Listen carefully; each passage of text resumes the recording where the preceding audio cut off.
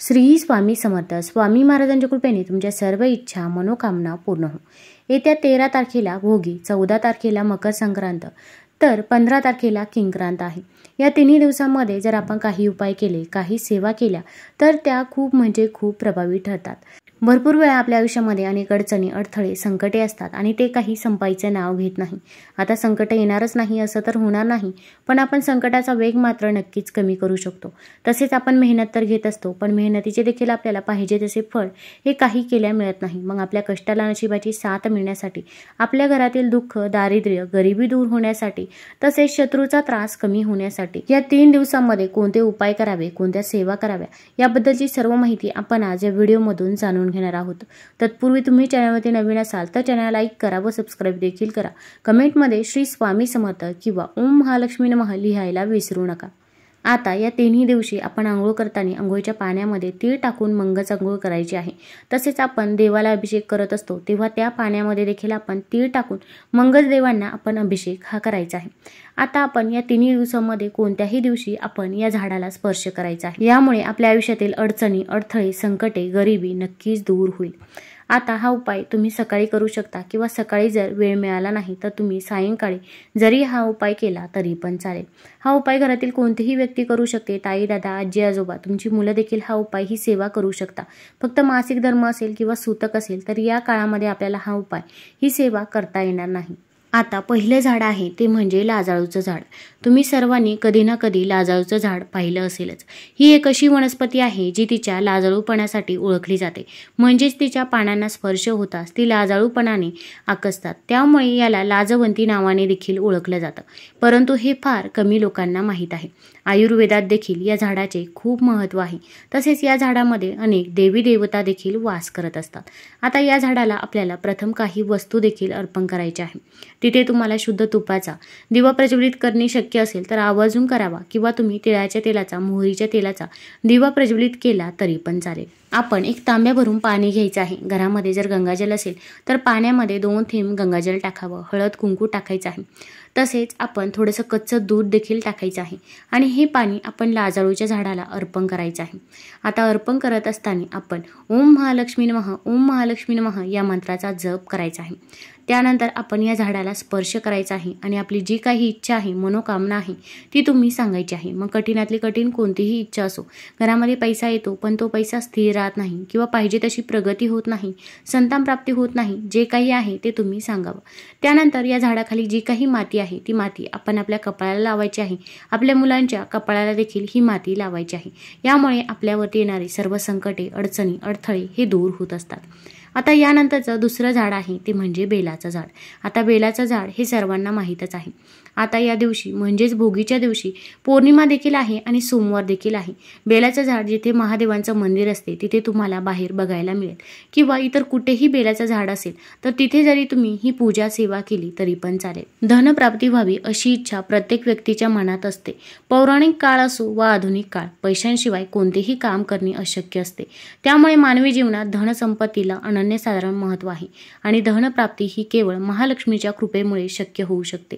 महालक्ष्मीच्या पूजेसाठी आपण या तिन्ही दिवसांमध्ये कोणत्याही एका दिवशी आपल्याला जेवढी सेवा जमेल तेवढी सेवा आवर्जून करायचीच आहे. यामुळे आपल्या आयुष्यातील ज्या काही पैशांच्या समस्या आहेत त्या नक्कीच कमी होतील. हिंदू धर्मात भगवान शंकराला अर्थात महादेवाला दया आणि करुणेचा देव म्हणून देखील ओळखलं जातं. महादेवाला भोलेनाथ असेही म्हणतात. जो भक्त भक्तिभावानं भगवान शंकरांची आराधना करतो त्याला निश्चितच चांगलं फळ मिळतं अशी मान्यता आहे. शिवपुराणानुसार समुद्र मंथनातून निघणाऱ्या विषामुळे जगावर संकट आलं होतं. तेव्हा भगवान शंकराने विश्वाचं रक्षण करण्यासाठी ते विष प्राशन केलं होतं. पण त्यामुळे भगवान शंकरांच्या शरीराचं तापमान वाढू लागलं. त्यामुळे पृथ्वीवरील सर्व प्राण्यांचं जीवन संकटात आलं होतं. अखेर सृष्टीच्या हितासाठी विषाचा प्रभाव कमी करण्यासाठी देवाने भगवान शंकराला बेलाची पानं खायला दिली. ही पानं खाल्ल्याने विषाचा प्रभाव कमी झाला. तेव्हापासून भगवान शंकराला बेलाची पानं अर्पण करण्याची प्रथा आहे. याच बेलाच्या झाडाजवळ आपण जायचं आहे। आता तिथे देखील आपण एक दिवा प्रज्वलित करायचा आहे। बेलाच्या झाडामध्ये साक्षात माता लक्ष्मी वास करते अशी मान्यता आहे। आपण तिथे शुद्ध तुपाचा एक दिवा प्रज्वलित करावा। तसेच आपण तिथे पाणी अर्पण करायचं आहे, कच्चं दूध अर्पण करावं, थोडेसे काळे तीळ देखील पाण्यामध्ये मिसळून ते देखील आपण बेलाच्या झाडाला अर्पण करायचे आहे। आणि तिथे बसून आपण ओम नमः शिवाय ओम नमः शिवाय या मंत्राचा 108 वेळा जप करायचा आहे। आता हा मंत्र जप करून झाल्यानंतर आपण आपला उजवा हात हा बेलाच्या झाडाला लावायचा आहे आणि आपली जी काही इच्छा आहे, मनोकामना आहे ती बेलाच्या झाडाजवळ सांगायची आहे। मग कठीणातली कठीण कोणतीही इच्छा असो, संतान प्राप्ती होत नाही, नोकरी मिळत नाही किंवा घरामध्ये पैसा येतो पण तो पैसा स्थिर राहत नाही, शत्रूचा त्रास होतो, जे काही आहे ते मनापासून आणि श्रद्धेने सांगावे। आता या झाडाची पूजा आपण 3 दिवसांमध्ये कधीही सायंकाळच्या वेळी करू शकता। त्यानंतरचं तिसरं झाड आहे ते म्हणजे पिंपळाचं झाड। पिंपळाच्या झाडात स्वतः भगवान श्रीकृष्ण वास करतात असे श्रीमद भगवद्गीतेत त्यांनी स्वतः सांगितले आहे। अर्जुनाला उपदेश करताना श्रीकृष्ण म्हणाले की अश्वत्थम वृक्ष ज्याचे वर्णन गीतेच्या 10व्या अध्यायात केले आहे।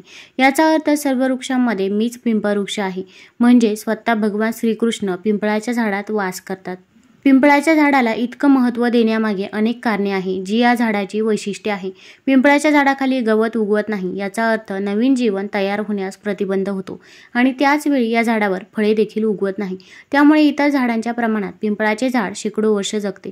पृथ्वीवर अनंत काळ राहिल्यामुळेही भगवान श्रीकृष्णांनी त्याला आपले स्वरूप म्हटले होते। स्कंद पुराण या धार्मिक ग्रंथातही या झाडाचा उल्लेख आढळतो, ज्यामध्ये या वृक्षाला भगवान विष्णूंचे संपूर्ण रूप मानले गेले आहे। पिंपळाच्या झाडाच्या मुळाशी भगवान विष्णू वास करतात, श्रीकृष्ण त्याच्या खोडात आणि नारायण स्वतः फांद्यांवर वास करतात असे सांगितले आहे। याशिवाय त्याच्या पानांमध्ये श्रीहरी वास करतात आणि जिथे भगवान विष्णू असतात तिथे माता लक्ष्मी देखील असते। तसेच पिंपळाच्या झाडाजवळ आपल्या पूर्वजांचा देखील वास असतो अशी मान्यता आहे। आता आपण पिंपळाच्या झाडाजवळ जायचं आहे, तिथे आपल्याला एक दिवा प्रज्वलित करायचा आहे। आपण कणकेचा चौमुखी दिवा बनवून घ्यायचा आहे। कणिक मळत असताना त्यामध्ये मीठ टाकायचं नाही तर हळद टाकायची आहे। आता चौमुखी दिवा बनवल्यानंतर त्यामध्ये मोहरीचं तेल टाकायचं आहे किंवा तुम्ही तिळाचं तेल देखील टाकू शकता। या दिव्यामध्ये आपल्याला 11 काळे तीळ टाकायचे आहे। दिव्याला हळदी कुंकू लावायचं आहे, तसेच या दिव्याला आसन देखील द्यायचं आहे। मग पिंपळाचं खाली पडलेलं पान तुम्ही त्या दिव्याखाली ठेवू शकता। त्यावरती थोड्याशा अखंड अक्षता अर्पण करायच्या आहे। अक्षतांवरती हळदी कुंकू अर्पण करावं आणि त्यावरती आपल्याला हा दिवा ठेवायचा आहे। दिव्याला हळदी कुंकू लावायचं आहे, फूल व्हायचं आहे। तसेच आपण आपल्या पूर्वजांचे स्मरण करायचे आहे, पूर्वजांची नावे घ्यायची आहे किंवा तुम्ही म्हणायचं आहे की माझ्याकडून जर काही चूकभूल झाली असेल, घरातील लहान्याकडून मोठ्यांकडून जर तुमची कोणती सेवा झाली नसेल तर त्याबद्दल आम्हाला माफ करावे, पण इथून पुढे आमच्याकडून जशी सेवा होईल तशी सेवा आम्ही तुमची नक्की करू असे आपण आपल्या पूर्वजांना म्हणायचं आहे। त्यानंतर आपण त्या पिंपळाच्या झाडाजवळ थोडेसे काळे तिळ अर्पण करायचे आहे, थोडीशी साखर देखील अर्पण करायची आहे। त्या झाडाजवळ मुंग्या देखील असतात। तसेच आपण तिथे पाणी देखील अर्पण करावं। पाण्यामध्ये आपण 2 थेंब गंगाजल टाकून ते पाणी पिंपळाच्या झाडाला अर्पण करायचं आहे। तिथे 11 प्रदक्षिणा करायच्या आहे। प्रदक्षिणा करत असताना आपण ओम नमो भगवते वासुदेवाय ओम नमो भगवते वासुदेवाय या मंत्राचा जप करत राहायचा आहे। त्यानंतर पिंपळाच्या झाडाखाली जी काही माती आहे ती माती आपण आपल्या कपाळाला लावायची आहे। आपल्या मुलांच्या कपाळाला देखील ही माती लावा। त्यानंतर आता पिंपळाच्या खोडाजवळ आपण आपलं डोकं टेकवायचं आहे, हाताने स्पर्श करायचा आहे आणि आपली जी काही इच्छा आहे, मनोकामना आहे ती सांगायची आहे। मग कठीणातली कठीण कोणतीही इच्छा असो, घरामध्ये पैसा येतो पण तो पैसा स्थिर राहत नाही किंवा संतान प्राप्ती होत नाही, विवाह हा वेळेवरती जुळून येत नाही, जे काही आहे ते मनापासून आणि श्रद्धेने आपण या झाडाजवळ सांगायचं आहे। आता पिंपळाच्या झाडाची पूजा ही सायंकाळची केली जाते, त्यामुळे या 3 दिवसांमध्ये तुम्हाला जेव्हा सायंकाळी वेळ असेल तेव्हा जरी या पिंपळाच्या झाडाची पूजा केली तरी पण चालेल। आता आपण पिंपळाच्या झाडाला स्पर्श केल्यानंतर आपण डायरेक्ट घरी यायचं आहे। मध्ये कुठे थांबलो तर आपण जो काही उपाय केला तर तो उपाय सफल ठरत नाही। तुम्हाला जर हा व्हिडिओ आवडला असेल तर चॅनल लाईक करा, सबस्क्राईब करा। धन्यवाद।